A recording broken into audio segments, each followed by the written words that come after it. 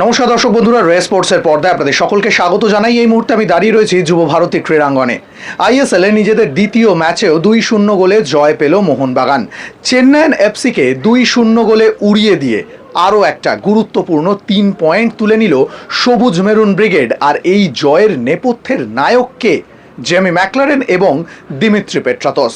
তবে আজ মোহনবাগান গ্যালারিতে যদি সব থেকে বেশিবার কোনো মোহনবাগান ফুটবলারের নাম উচ্চারিত হয়ে থাকে তাহলে সেটা অবশ্যই দিমিত্রি পেট্রাতস। কারণ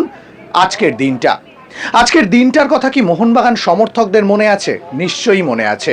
23শে ফেব্রুয়ারি 2026। আজ থেকে ঠিক 1 বছর আগে যদি আমরা পিছিয়ে যাই, 23শে ফেব্রুয়ারি 2025, কি হয়েছিল সেদিন?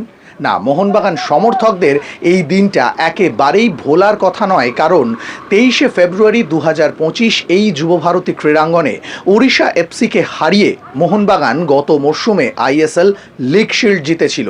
আর সেই লিগ শিল্ড জয়ের নায়ক কিন্তু ছিলেন দিমিত্রি পেট্রাতস। কারণ সেদিন একেবারে ডাইং মোমেন্টে গোল করে মোহনবাগানকে জয় এনে দিয়েছিলেন। আর সেই সময়টা, সেই গোলটা মোহনবাগান সমর্থকদের হৃদয়ে গেঁথে গিয়েছিল।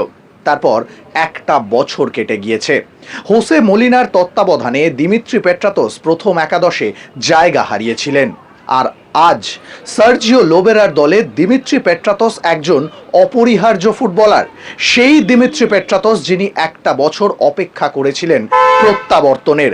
আজ বোধহয় মোহনবাগান জার্সি গায়ে আরও একটা গোল করে সমর্থকদের যেন সেই সময়টা ফিরিয়ে দিলেন, সেই মুহূর্তটা ফিরিয়ে দিলেন যে মুহূর্তের অপেক্ষায় ছিল মোহনবাগান সমর্থকেরা। আর ম্যাচ শেষেও সেলিব্রেশনটাও বলে দিল দিমিত্রির মন কতটা হালকা হলো। কারণ দিমিত্রি বারবার এই মোহনবাগান সমর্থকদের জন্য নিজেকে উজাড় করে দিয়েছেন। আজকেও তাই। এই একটা বছর ছিল দিমিত্রির ফিরে আসার লড়াই।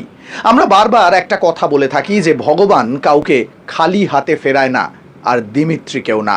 দিমিত্রি পেট্রাতস মোহনবাগান দলের জন্য যা করেছেন তা হয়তো অনেকেই করেননি। তাই দিমিত্রি পেট্রাতস মোহনবাগান জনতার খুব কাছের, খুব হৃদয়ের নিকটতম একজন ফুটবলার। আর আজকে দিমিত্রির গোলের পর আরও একবার উল্লাসে ভাসল সবুজ মেরুন জনতা। আইএসএল মরশুমের দ্বিতীয় ম্যাচেই গোল, সেই সঙ্গে দুর্দান্ত ফুটবল এবং পুরনো দিমিকে মনে করিয়ে দিলেন সার্জিও লোবেরা। ম্যাচ শেষে কোচকে ধন্যবাদ জানালেন। অন্যদিকে কোচও কিন্তু দিমিত্রির খেলায় মুগ্ধ। তাহলে কি দিমিত্রির ওপর ভরসা আরও বাড়ছে সার্জিও লোবেরার? এই মরশুমটা কিন্তু অজি তারকার হতে চলেছে। আরও অনেক কিছুই হয়তো বাকি আছে।